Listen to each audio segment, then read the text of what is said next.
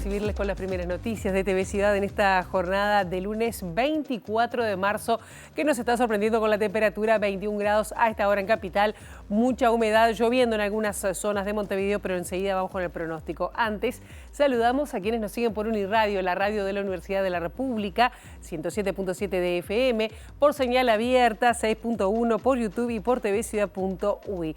Ahora sí vamos con el pronóstico del tiempo para las próximas horas, que nos depara meteorología. Y miramos aquí que la máxima de hoy va a ser de 25 grados. No se prevén precipitaciones, pero el cielo estará nuboso con periodos de cubierto. Mañana martes 25, 17 y 23 las temperaturas máximas se irán extremas, se irán templando, pero bueno, vuelve a aparecer el sol allí, aunque sin perspectiva de precipitaciones. Similar el miércoles 26 de marzo, 15 y 25 las temperaturas extremas. Esto es para Montevideo y el área metropolitana. Tenemos muchos temas para compartir con ustedes hasta las 9 de la mañana y uno de ellos tiene que ver con la convocatoria al primer Consejo de Ministros de esta administración. Se espera que una vez terminado el Consejo se dé a conocer la decisión sobre el proyecto Neptuno. ¿Qué va a pasar? Si se va a modificar, bueno, esto va a ser alguna de las principales resoluciones que van a surgir mañana en el Consejo de Ministros. Más de 1000 personas que llegaron en moto, a caballo, en auto, se congregaron en la chacra que tiene el exintendente de Soriano, Guillermo Besosi, en apoyo para, bueno, ante su formalización ante la justicia. Los recibió en su chacra e improvisó un discurso que compartiremos con ustedes. El Ministerio de Salud Pública, hablando ahora de temas sanitarios, mantiene la vigilancia después de la confirmación del primer caso de dengue en autóctono aquí en Montevideo. La directora nacional de salud, Fernanda Nosar, dijo que aún no se identificaron personas con síntomas sospechosos porque anduvieron recorriendo el barrio allí en una de las zonas centrales de Montevideo. Vamos a contarles enseguida nada más. A un año de su inauguración, la Intendencia de Montevideo presentó la programación 2025 del espacio Modelo, ese espacio donde antes funcionaba el mercado Modelo. Bueno, asisten aproximadamente 10.000 personas por fin de semana. Un espacio recreativo también que se puede visitar y es todo bajo techo, lo cual es una buena noticia. Del ámbito internacional destacamos el día que se vive en Argentina, donde organizaciones de derechos humanos de ese país van a marchar este lunes en conmemoración del Día de la Memoria, Verdad y Justicia, a 49 años de haberse producido el último golpe militar, 24 de marzo, hoy, entonces ese día tan especial en Argentina y cómo se va a conmemorar. Sobre las 8:30 de la mañana vamos a estar hablando de política, pero desde una mirada juvenil, porque estaremos recibiendo a Pilar Simons, quien es nueva presidenta de la Juventud del Partido Nacional. Hubo una reunión este fin de semana con representantes de los comités departamentales del Partido Nacional de la Juventud. Bueno, vamos a ver cómo se preparan, cómo piensan hacer oposición, cómo piensan hacer también o participar de aquí a las elecciones departamentales del 11 de mayo. Bueno, estaremos hablando y recibiendo a Pilar Simons a eso de las 8:30 de la mañana. Ahora, momento de abrir la ventana hacia las calles de Montevideo para, con datos del Centro de Gestión de Movilidad, ver por dónde circular, por dónde no. @IMTránsito, @MBD Transporte para seguir en tiempo real cualquier cambio en la circulación. Les adelantamos algunos cortes que ya están programados. Rostan entre Carlos Sáenz y Gabriel Otero, el corte será hasta las 5 de la tarde por trabajos de saneamiento. Bonplan entre 21 de septiembre y José María Montero, también hasta las 5 de la tarde estará cortada la circulación por trabajos de hormigonado. Río Grande entre Hervidero y Uruguayana, también hasta las 5 de la tarde no se va a poder circular por trabajos de saneamiento que se van a extender hasta el 10 de abril. Ya les habíamos dicho que estaba lloviendo en algunos barrios de Montevideo, veíamos la acera mojada. Bueno, va por barrios esto de la lluvia que no estaba pronosticada, pero bueno, pueden haber algunos chaparrones o lloviznas en distintas zonas de la capital. Vamos a comenzar con el desarrollo informativo y les contamos que tras la detección del primer caso de dengue autóctono que se dio en Montevideo este sábado, un equipo del Ministerio de Salud junto al director departamental de salud de Montevideo y 7 equipos técnicos realizaron un relevamiento en 9 manzanas del barrio Reus en torno a la casa de la persona que dio positivo de dengue. Durante la jornada, en conjunto con Salubridad de la Intendencia, se brindó información a los vecinos sobre los síntomas que se debe consultar en caso de tenerlos. También se les entregó folletería y se trabajó la eliminación de larvas y criaderos de mosquitos y se tomaron muestras para su análisis e identificación, según dijo a MBD Noticias la directora nacional de salud, Fernanda Nosar. Veníamos con un seguimiento de cerca de la infección. Hasta ahora solo teníamos casos importados, denominados importados, es decir, de gente que llegaba de viaje y se diagnosticaba. Y en el día viernes tuvimos el diagnóstico del primer caso de una persona infectada por dengue. Nosotros le llamamos dengue autóctono porque no tiene antecedentes de viaje, por lo tanto lo adquirió con una picadura de mosquito acá. Inmediatamente lo que se hace es realizar las primeras medidas epidemiológicas, que es concurrir al barrio, sobre todo para realizar una vigilancia epidemiológica tal cual en las manzanas en torno a la vivienda de la persona detectada, sobre todo para búsqueda y para detección de lugares donde puedan asentar larvas de mosquito, para realizar medidas de prevención. Este caso en particular, de las más de 200 viviendas inspeccionadas, podemos decir, de todas las personas no hubo sospechosos, por lo tanto estamos en observación. Lo que cambia desde el punto de vista poblacional es que uno sabe que hay mosquitos circulantes que pueden ser vectores de la infección, entonces estamos más expuestos. Tenemos que insistir en las medidas de prevención, evitar las picaduras de mosquito, para eso evitar la reproducción. Pasamos a una etapa de alerta temprana, le llamamos nosotros, donde se insiste mucho en la información, en la preparación del sistema sanitario para tener lugares adecuados para la asistencia, para estar alertas ante la posibilidad de síntomas vinculados con dengue y diagnosticarlo precozmente para evitar la diseminación. Y seguimos con temas sanitarios porque en esta jornada el Ministerio de Salud Pública va a dar a conocer los datos estadísticos vinculados a la tuberculosis en nuestro país, en lo que refiere al año 2024. Esto será a las 11:30 de la mañana en la sede ministerial y de acuerdo con algunos datos ya difundidos por las autoridades, el año pasado hubo 1.293 casos, 52 más que el año anterior. El incremento se explica casi en su totalidad por la situación de personas menores de 15 años, ya que se pasó de 77 casos en 2023 a 128 en 2024. Los datos se darán a conocer en el marco del Día Mundial de la Tuberculosis y del mes dedicado a la difusión y educación sobre esta enfermedad, dispuesto por la Comisión Honoraria para la Lucha Antituberculosa y Enfermedades Prevalentes. No sé si escuchan la lluvia, pero también llegó al centro de Montevideo. Vamos con otros temas, porque más de 1.000 personas se reunieron y marcharon en moto, a caballo, en auto hacia la chacra, allí en Soriano, bajo la consigna "Todos somos Besossi". El exintendente de ese departamento, Guillermo Besossi, recibió la movilización en la entrada de su chacra, en la que cumple arresto domiciliario con tobillera electrónica, y subido a un improvisado estrado dio un discurso.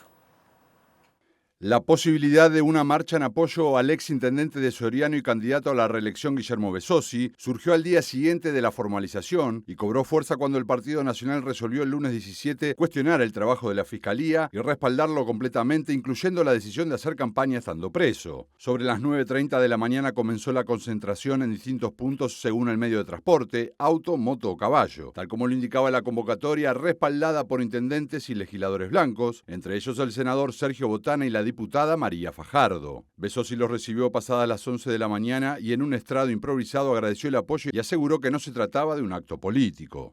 Quiero agradecer gente que ha venido todavía de Male. He visto gente de Cerro Largo, como toda esa delegación que vino, que lo acompaña el senador Botana, que esto no es un tema político. Y la prueba está que no es un tema político. No es un tema político porque a mí me llamaron muchos dirigentes para venir. Yo le dije, yo creo que, mira, no sé cómo es esto, no sé qué gente, si va a haber 400, 300, no sé qué gente va a haber. Pero no es un tema político. El que quiera venir se queda ahí entre la gente y está todo bien. Este gesto de bondad que me han dado ustedes al venir aquí a saludarme, la verdad que no lo olvidaré nunca. Para que aprendan los zurdos. Ni nunca, tranquilo, ni nunca. Y yo sé que acá hay de varios partidos, me ha saludado gente que es de otros partidos y me ha saludado y han venido. Así que gracias enorme. La defensa de Besosi apeló el viernes la formalización por 7 delitos de corrupción vinculados a la gestión comunal, denunciando que la fiscal Estela Alciaturi vulneró flagrantemente el principio de la defensa. La apelación fue presentada el viernes en la tarde según lo publicado por El Observador este sábado, siendo Juan Fagundes uno de los abogados que patrocinan al exintendente de Soriano, Guillermo Besosi. De acuerdo con la información trascendida, el escrito presentado ante la jueza Jimena Menchaca sostiene que se vulneró flagrantemente el derecho de defensa, la defensa técnica como derecho fundamental de justiciable, el principio de contracción y el de igualdad por el que debe velar el tribunal. De acuerdo con citas de la apelación publicadas en este caso por Montevideo Portal, Fagundes cuestiona que la formalización de la investigación debe permitir al sospechoso una correcta preparación para presentar argumentos contra la evidencia que recabó la Fiscalía. En este sentido, la defensa de Besosi afirma que la fiscal Estela Alciaturi no habilitó que se conocieran los fundamentos de la imputación que recayó sobre el político nacionalista en la noche del jueves 13 de marzo. Besosi había sido detenido esa mañana y desde entonces cumple arresto domiciliario total con uso de tobillera electrónica, aunque con ciertas prerrogativas como realizar conferencias de prensa y un almuerzo de camaradería con intendentes del Partido Nacional. Al ex jefe comunal de Soriano se lo acusa de integrar una trama que ya cuenta con más de 20 imputados, incluidos sindicalistas, en un caso que indaga, entre otros hechos, el robo de materiales de la Intendencia y una eventual compra de votos con dichos insumos, el pago de actividades partidarias con fondos comunales y la entrega irregular de licencias de conducir. Y la presidenta de la Junta de Transparencia y Ética Pública, la JUTEP, Ana de Ferraris, dijo que existe un problema cultural y también parecería que en algunas zonas hay prácticas que están naturalizadas. Según la directora, deben capacitarse a los funcionarios para que conozcan la reglamentación y accionen mecanismos de prevención y de control. Parecería que en algunas zonas del país algunas prácticas están naturalizadas, que en otros lugares no. Yo creo que hay una gran batalla para librar y que es cultural justamente para transmitirle a la sociedad y que la sociedad se apropie de determinados valores que tienen que ver con el repudio a todo tipo de prácticas corruptas, en consonancia con lo que prevé la propia normativa que tiene aprobada el país, ¿no? Desde las convenciones de Naciones Unidas contra la corrupción y la Convención Interamericana y, bueno, nuestra propia legislación interna, incluida esa, por supuesto, porque al ser aprobada pasa a ser derecho interno. Bueno, ese trabajo es un trabajo crucial que hay que hacerlo, pero ya. Rápidamente empezar a trabajar y me parece que la formación podía ser a través de la formación de los funcionarios a nivel de los gobiernos departamentales. Nosotros podríamos ayudar en eso. Sería una forma. El control es mucho más amplio y hay muchos actores que intervienen en términos de contralor, desde las juntas departamentales, con todos los mecanismos que la Constitución les habilita, pedidos de informe, llamados a sala, comisiones investigadoras, llegando incluso hasta el propio juicio político. Por su parte, el presidente del Frente Amplio, Fernando Pereira, respondió a las críticas de dirigentes nacionalistas respecto a la actuación de la Fiscalía. Para Pereira hay que respetar la institucionalidad y se preguntó cuál es el límite de actuación de los intendentes. Si nosotros no confiamos en nuestro sistema de justicia, ¿quién va a laudar nuestras diferencias? ¿Quién va a laudar nuestros problemas? ¿O queremos una justicia para políticos y una justicia para el resto de los mortales? ¿Qué es lo que queremos? Porque finalmente es lo que hay que poner en valor. Nosotros entendemos que una fiscal no actuó de acuerdo a derecho y nos comimos un juicio por difamación, por decir que no había actuado de acuerdo a derecho, conforme a derecho. Está hablando usted y Fossati en el Claro, 2023. Usted no, yo, Fossati sola. Sí, Yo fui y me defendí. Y obviamente la causa se archivó porque no tenía objeto. Yo tengo derecho a opinar. El Partido Nacional tiene derecho a opinar sobre el fondo de la causa, incluso sobre los delitos. Lo que no tiene derecho, desde mi punto de vista, o si lo tiene, perjudica notoriamente nuestra institucionalidad, es criticar a esa institucionalidad como si fuera parte de un andamiaje de gente que conspira contra el Partido Nacional, porque eso además no es creíble. Lo que le insisto, ¿es creíble o no es creíble? No es que hay un imputado, hay más de 30 imputados. Empezó este problema hace más de 3 años con un incendio en un local en el que se quería ocultar pruebas. Entonces no es que nada pasó en Soriano, pasó de todo.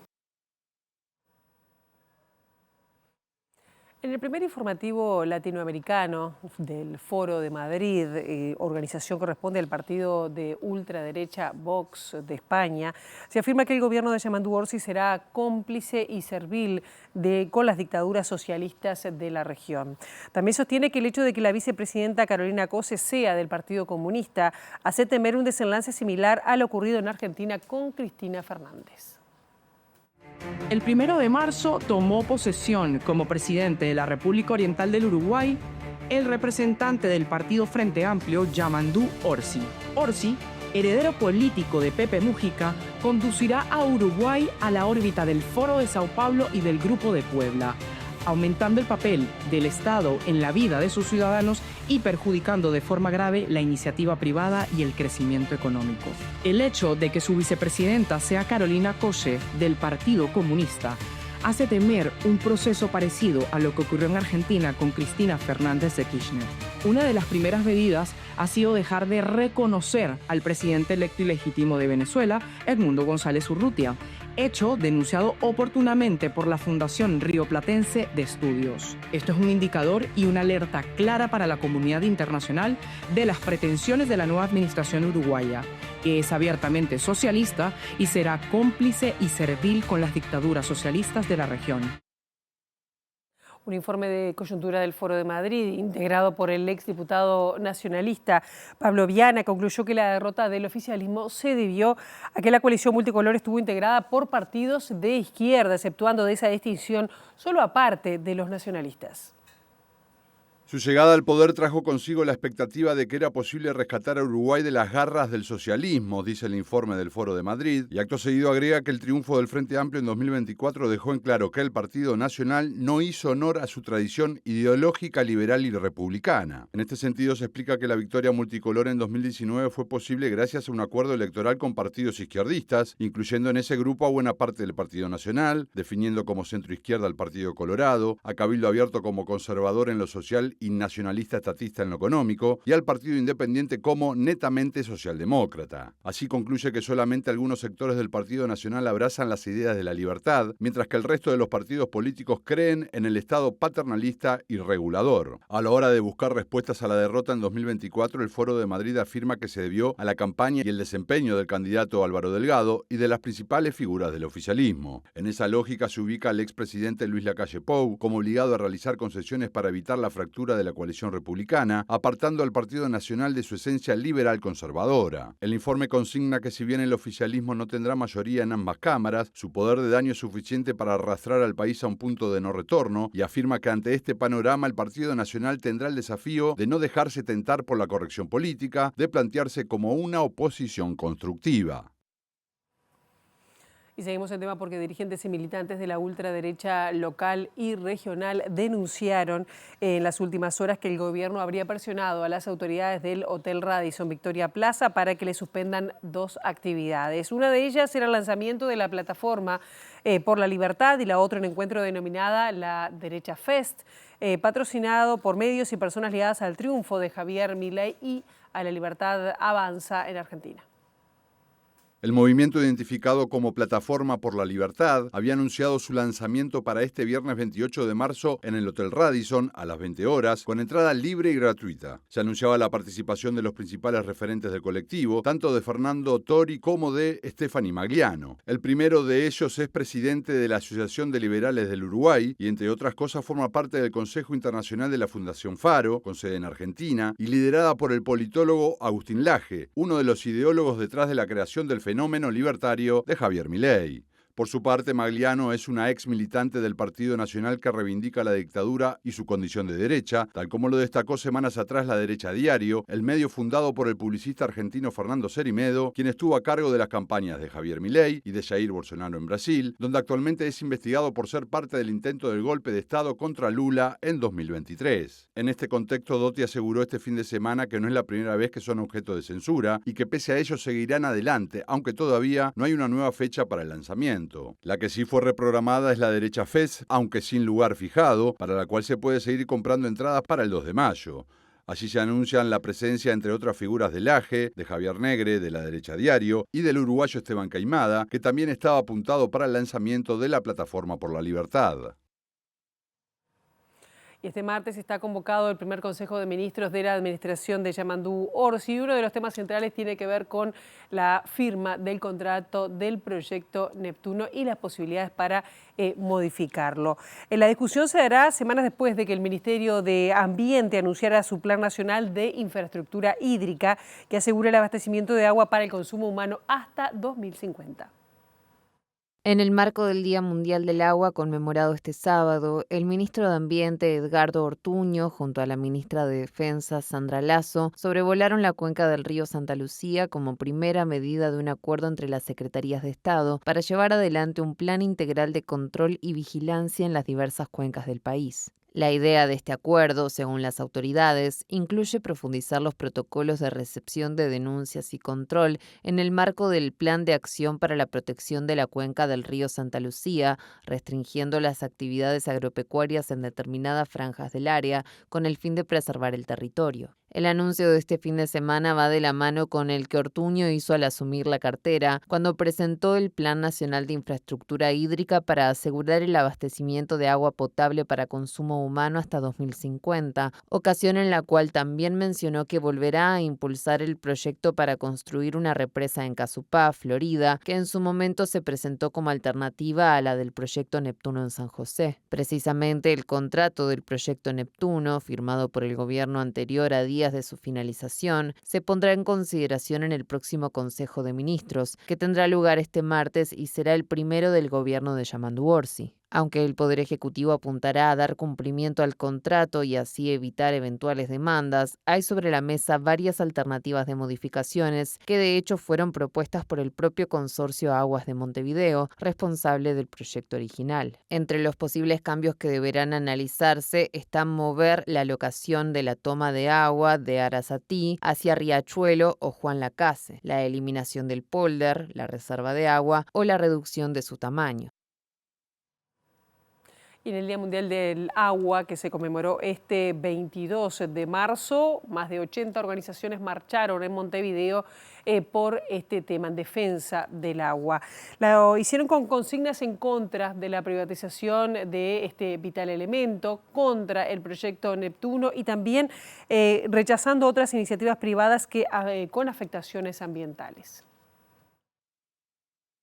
Bueno, hoy, en conmemoración del Día Internacional del Agua, organizamos, junto con la Articulación por el Agua y la Coordinación por el Agua, esta marcha para poder hacer visible el grave problema que tenemos con el agua. Nosotros lo que tenemos que encarar es realmente un tema de cómo vamos a organizar el país para que el agua no falte, terminar con los monocultivos forestales que afectan el agua, terminar con los cultivos de soja que contaminan el agua y terminar con proyectos de hidrógeno verde, que ahora es lo que ha aparecido recientemente en el país, que van a utilizar cuantiosas cantidades de agua y que tienen firmados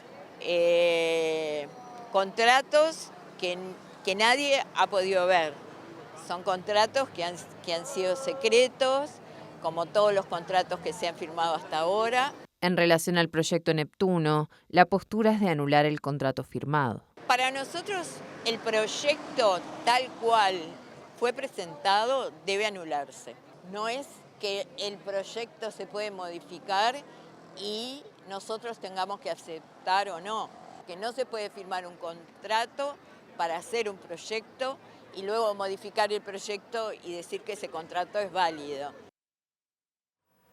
El presidente de la Federación de Funcionarios de OCE, Carlos Larrosa, dice que el proyecto Neptuno viola la Constitución porque la propiedad y operación de la planta es del consorcio privado que la va a construir. Cualquier gobierno, entendería yo, buscaría opiniones de expertos constitucionalistas, hay doctores en Derecho especializados en la materia.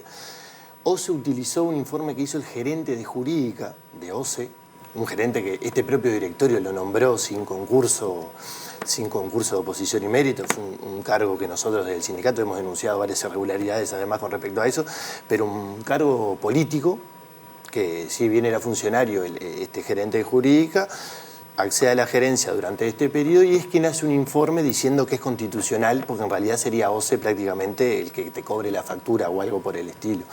Pero, como decía Carlos, es una privatización liseyana de parte del servicio y lo que es más grave de esto es que la planta de tratamiento una vez construida sería propiedad del consorcio, no pasaría a OCE. Entonces ahí está la privatización.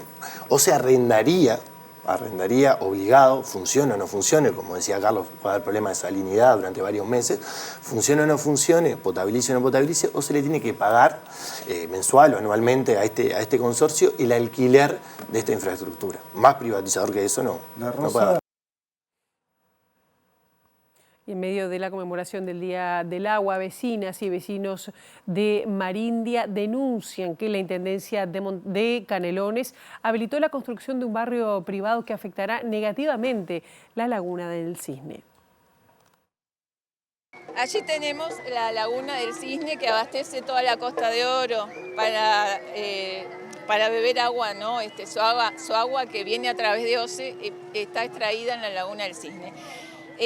Nosotros tenemos esa Laguna del Cisne amenazada por la construcción de un barrio privado que son 73 chacras de 3 hectáreas cada una, con su pozo negro, con sus prácticas deportivas en el agua, con el desastre que le hacen al medio ambiente, a la parte fauna, a la parte flora, a todo lo que es la micro vida de la gente que vive en sus orillas y de las especies que allí habitan, que viven de ese ambiente tan especial, ¿verdad? Es una laguna muy preciada, la única laguna natural al sur del continente de América.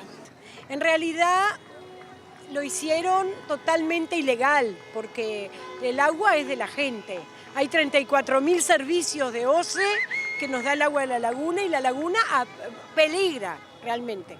¿Ustedes presentaron algún recurso para que se dé marcha atrás? Con las comisiones de Cuenca, van 3, todos los de la zona estamos peleando, defendiendo la Laguna del Cisne. Y en el cierre de la 7ª fecha del torneo Apertura 2025, Miramar Misiones le ganó a Wanderers 2-1 en el Parque Viera. Liverpool sigue primero en la tabla luego de derrotar a Peñarol por 3-0, mientras que Nacional empató con Plaza Colonia en 1 gol. Vamos con los goles de este fin de semana. Aquí están todos los goles de la fecha número 7 del torneo Apertura. Comenzamos en el Prado, en el Parque Viera, para la victoria de Juventud de las Piedras 4-2 ante Montevideo City Torque. Nahuel da Silva a los 17 minutos abre la cuenta para el elenco ciudadano. Tras esta seña de Gustavo Tejera se convalida el gol que era el primero de los 6 que vamos a ver. Walter Núñez duplicaba diferencias, minuto 27. Torque le ganaba 2-0 a Juventud, pero el equipo pedrense de muy buen campeonato hasta este momento en el fútbol de este país iba a encontrar un hat-trick de Agustín Rodríguez. Primero para descontar a los 31 de la primera parte. Y también en esos primeros 45 a los 37 iba a llegar el empate. Ahí estaba la definición rasante del número 9. Y Juventud iba a pasar de largo ya. En el segundo tiempo vamos a viajar al minuto 17 del complemento.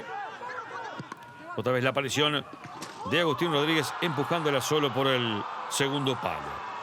Nicolás Leguizamón a los 42 cerraba la cuenta. Ahí están llegando por izquierda y la definición tras el rebote de Nicolás Leguizamón. Juventud de las Piedras 4, Montevideo City Torque 2. En el estadio campeón del siglo, triunfo enorme de Liverpool, 3-0 frente a Peñarol, con doblete de la joya Abel Hernández. A los 26 es el que va a llegar tras el rebote que va a dar Martín Campaña, cabeceando la pelota número 10 y colocando la apertura del score en el estadio aurinegro. El propio Abel Hernández, en el minuto 13 del complemento, va a llegar para cabecear esta pelota y mandándola por el segundo palo y consiguiendo el segundo para el equipo negriazul. El tercero es un verdadero golazo. Vean qué bien que la baja y cómo le pega, cómo la coloca el paraguayo Hugo Quintana a los 18 del complemento. Liverpool 3, Peñarol 0. Nacional y Plaza empataron 1-1 jugando en la Casa Tricolor en el Gran Parque Central. Diego de Oliveira va a recibir un centro casi que anunciado de Évere a la espalda de Millán. Cabezazo de Diego de Oliveira y a los 17 minutos abría la cuenta el elenco Pata Blanca. Pero Sebastián Coates lo iba a igualar. Pero presten atención a las dos tapadas del arquero. Esta es la primera, segunda y en la tercera no pudo hacer nada porque Coates la coloca magistralmente para colocar el empate 1-1 entre Plaza y Nacional.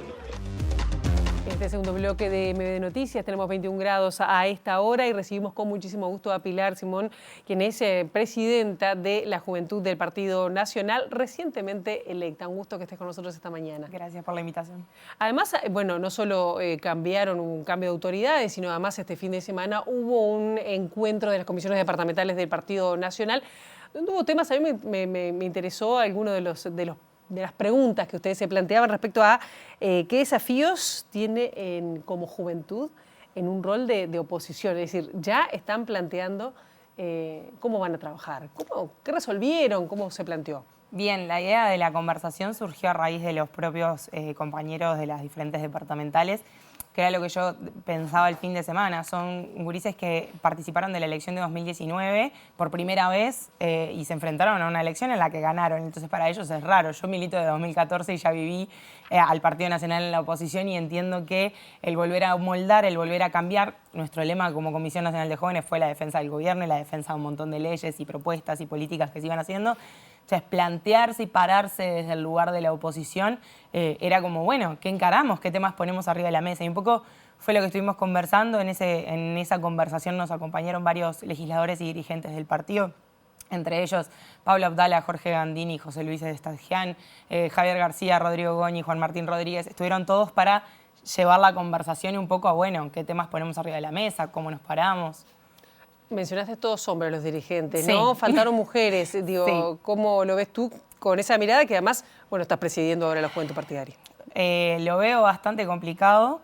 Yo ya lo he planteado varias veces. En mi caso, además de ser la primera presidenta mujer del partido, siempre he puesto el tema del género y la representación de la mujer arriba de la mesa. Soy de la escuela de Beatriz Argimón y de esa generación de mujeres que ha planteado muchas veces esa problemática. Es una cuestión de representación que tiene el partido a nivel parlamentario. O sea, en el Senado tenemos una sola senadora mujer.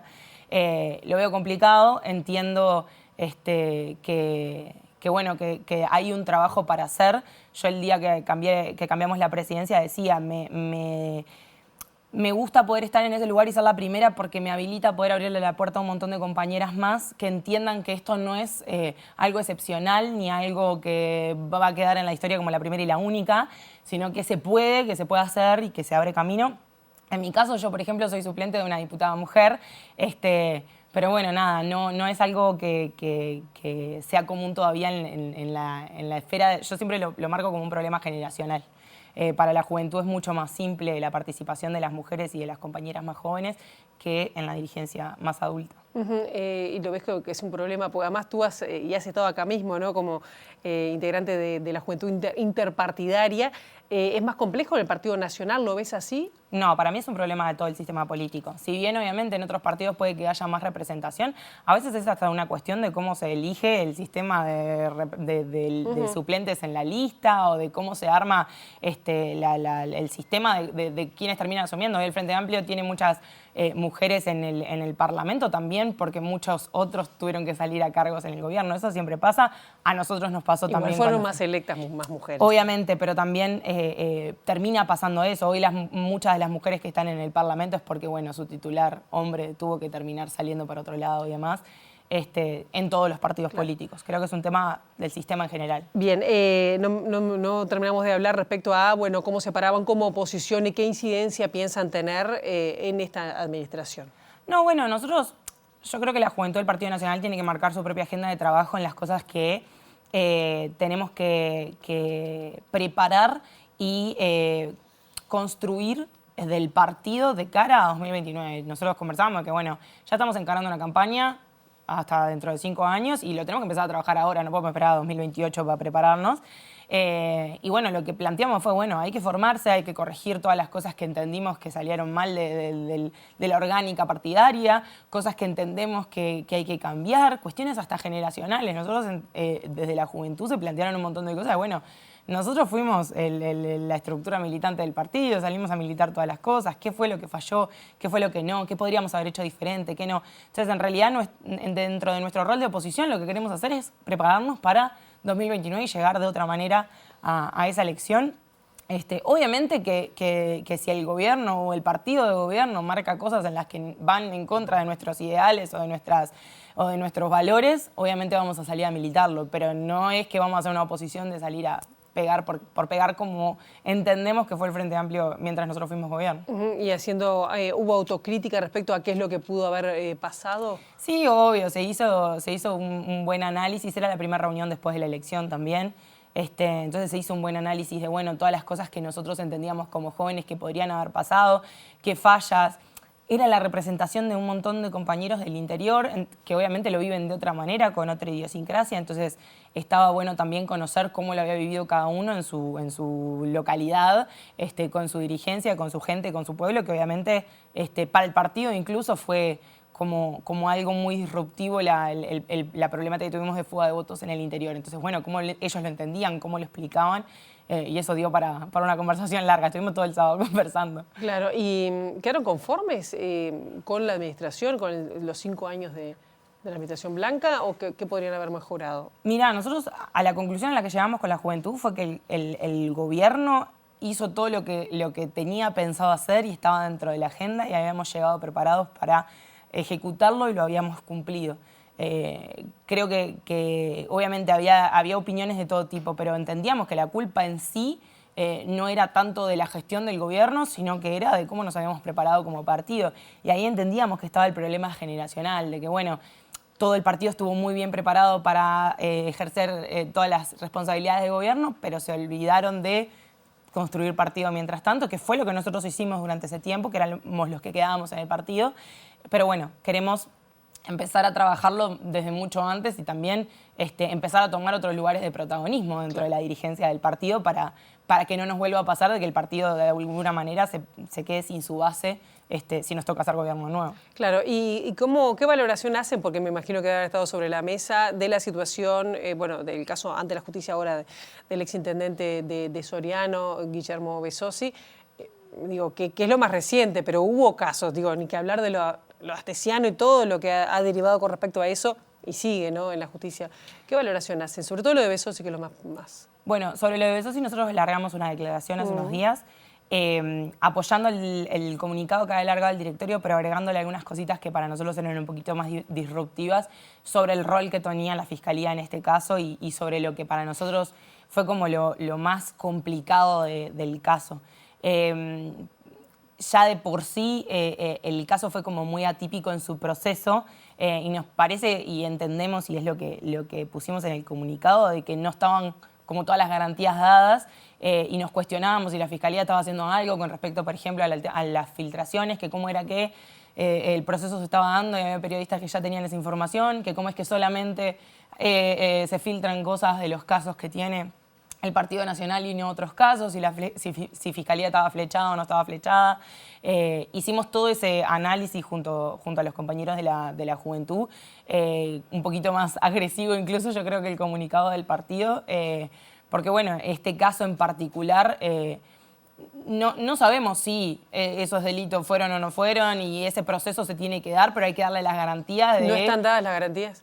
Nosotros entendemos que por lo menos en cómo se dio el proceso, no. O sea, Besosi nunca fue llamado a declarar. Fue directamente detenido y llevado a Fiscalía a tener que declarar, pero nunca se lo había citado previamente. Estuvieron esposados pilas de horas como si fuesen, no sé, asesinos. Él y todos los directores de la Intendencia. Y directamente salen de ahí ya con una resolución de 180 días de privación en su casa. Yo qué sé, había como cosas del proceso que no estaban como del todo para la justicia que nosotros tenemos en el Uruguay y a lo que estamos acostumbrados. Entendimos que era como un proceso capaz un poco agresivo y un poco violento. Y sobre el tema de fondo, si se llega a comprobar los modos de accionar desde la Intendencia. Mira, ayer escuchaba un montón de profesionales hablar sobre este tema. Hay algo que yo creo que todos los uruguayos estamos de acuerdo, que nunca vamos a estar de acuerdo ni con el abuso de funciones, ni con el peculado, ni con que los políticos cometan este tipo de infracciones. Eso obviamente si Guillermo es culpable y la justicia lo demuestra y tiene todas las pruebas para demostrar que cometió esos delitos, obviamente el Partido Nacional va a tomar acciones al respecto. Ahora, mientras tanto, él tiene que prima el principio de inocencia, como en todos los casos, y lo que queremos es que se dé el proceso como corresponde y no se vuelva un juicio mediático. O sea, hoy en día lo más complicado del juicio es que pasó a ser algo súper mediático y lo defenestran públicamente a la figura de la persona y no por las cosas que sucedieron, que además, o sea, Guillermo dijo públicamente, y lo dijo ayer en el acto este que se hizo como esta marcha en su apoyo, dijo que él era inocente y bueno, que se muestre, que se pruebe. Si él cree que es inocente y él entiende que es inocente y tiene todas las pruebas para demostrar que es inocente, y bueno, lo hará con sus abogados en su proceso y como se debe, o sea, en el proceso judicial que hay. Nosotros políticamente no queda otra que esperar a que suceda. Pero de antemano, obviamente, apoyamos a nuestro compañero en esto que entendemos que debería de darse de la forma más garantista y pacífica posible. Pilar, Simón, nos quedan muchos temas, pero bueno, felicitaciones por ocupar ese cargo en la Juventud Nacionalista. Gracias. Muchas gracias. Nosotros ahora seguimos con otros temas y nos vamos directamente a Exteriores, donde recibimos a nuestra compañera Juliana Perdomo. Juliana, ¿cuáles son las novedades? Bienvenida. Gracias, Pilar. Buen comienzo de semana para todos. Transcurre un paro de 24 horas a nivel nacional en la SUTU por un hecho de violencia que se desarrolló el fin de semana. Esto sucedió en Santa Catalina, en la Escuela Técnica. Hubo otro hecho la semana pasada también en el PTI del Cerro, que desencadenó un paro el pasado viernes y nos recibe Luis Brun, el representante de la regional de AFUTU de Montevideo. Gracias por estos minutos. Bueno, ¿qué está notando en estos hechos de violencia, en este comienzo de clases? ¿No están las garantías dadas? Bueno, buen día para todos. Hoy se está dando un paro de 24 horas a nivel nacional. Nuevamente, en pocos días, otra situación de agresión hacia trabajadores. Y bueno, nosotros hicimos este paro para poder visualizar, denunciar esta situación y exigir lo básico, que es poder ir a trabajar sin estar tan expuesto a agresiones, ¿no? Yo creo que ningún trabajador debería estar tan expuesto a ser agredido en su lugar de trabajo. Y más aún cuando nosotros creemos que es prevenible, ¿sí? Nosotros entendemos que no es cuestión de que llegue el 1 de marzo, se abran las puertas de las instituciones educativas, entren cientos de estudiantes, no tengas el personal adecuado para atenderlos y cruces los dedos para que no pase nada, ¿no? Nosotros entendemos que esa situación es prevenible y bueno, y eso es lo que estamos pidiendo, que se atienda de forma inmediata. ¿Cuál es la respuesta de las autoridades en este momento de transición? Bueno, en este momento de transición, lamentablemente, las autoridades salientes ni siquiera han tenido el gesto de llamarnos, preguntar si los compañeros agredidos están bien o no, si se necesita algo, o ver la forma de incidir en la situación para poder mejorar algo. Están de salida y parece que no les importa mucho, lamentablemente, y las autoridades entrantes todavía no han ingresado, entonces estamos en esa situación que es lamentable, se siguen dando situaciones de violencia y bueno, y en eso estamos, tratando de que se atienda lo más rápido posible. En ambos casos fueron peleas entre alumnos que toman como rehenes, digamos, quedan rehenes las autoridades que están en la institución. Sí, lo que tiene que entender la gente es que si bien la sociedad transita situaciones de violencia a diario y la violencia está presente en la sociedad, hay factores que maximizan esas situaciones de violencia, como es la falta de personal, ¿sí? O sea, si bien la violencia está presente en toda la sociedad, si tú abrís una institución educativa sin el personal necesario, propiciás que esas situaciones se repitan, ¿no? O sea, se den cada vez más seguido. Ahora las medidas fueron de paro, pero ¿qué se piensa a futuro? ¿Qué planteos se le van a hacer a las nuevas autoridades para tratar de revertir esta situación? Bueno, hoy en este día de paro hay muchas escuelas, muchos trabajadores que se están reuniendo en asamblea, que están haciendo asambleas de núcleo y que están justamente discutiendo su situación particular. Nosotros estamos en contacto con esos compañeros, recabando información, viendo esto, ¿no? La falta de personal que se constata institución tras institución, la falta de personal. Y la idea es presentarle a quien sea que se interese de las autoridades estas demandas, ¿no? O sea, esta falta de personal y esta falta de condiciones que hace que estemos sufriendo agresiones constantemente. ¿Pasa por tener cámaras de videovigilancia, patrullaje, por tener un personal en portería? En principio, falta de personal. En educación es muy sencillo. Si tú tenés el personal adecuado para atender a las necesidades de los adolescentes, o sea, no hay este descontrol o esta crecida de violencia, porque tenés a un adulto que está atendiendo esa situación, ¿no? Si tú no tenés a esos adultos, y bueno, pasan estas cosas. Entonces, primeramente, personal. Nosotros arrancamos el año sin cargos de adscrito, sin cargos de educador, con muchas de esas carencias, incluso de horas docentes, ¿no? O sea, las elecciones de horas en diciembre y en febrero fueron un caos. Y claro, arrancaron los cursos y no había personal suficiente o el que debería estar para atender a los estudiantes. Muchísimas gracias. No, por favor, gracias a ustedes. Bueno, Pilar, allí la palabra de Luis Brum, el representante de la Regional Montevideo de AFUTU. A propósito de este paro, les reiteramos 24 horas en las UTUs de todo el país.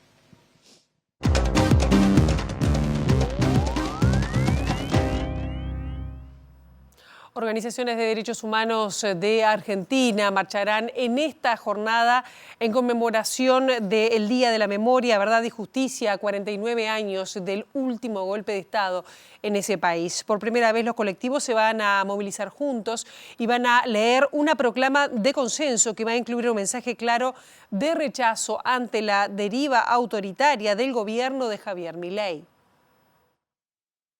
Este lunes se esperan actividades en todo el país a cargo de organizaciones de derechos humanos en conmemoración del golpe de Estado de 1976 que dejó 30.000 desaparecidos. A las 16:30 horas en Plaza de Mayo se realizará el acto central con la lectura de una proclama por parte de Estela de Carlotto y Tati Almeida de Abuelas de Plaza de Mayo y del Premio Nobel de la Paz Adolfo Pérez Esquivel. Este sábado, en una actividad pública, Carlotto convocó a marchar y aseguró que el dolor acumulado durante tantos años se transformó en una lucha que impide el olvido. Las entidades convocantes son Abuelas de Plaza de Mayo, Madres de Plaza de Mayo Línea Fundadora, Hijos, Encuentro Memoria, Verdad y Justicia, familiares de desaparecidos detenidos por razones políticas y Movimiento Ecuménico por los Derechos Humanos, entre otros.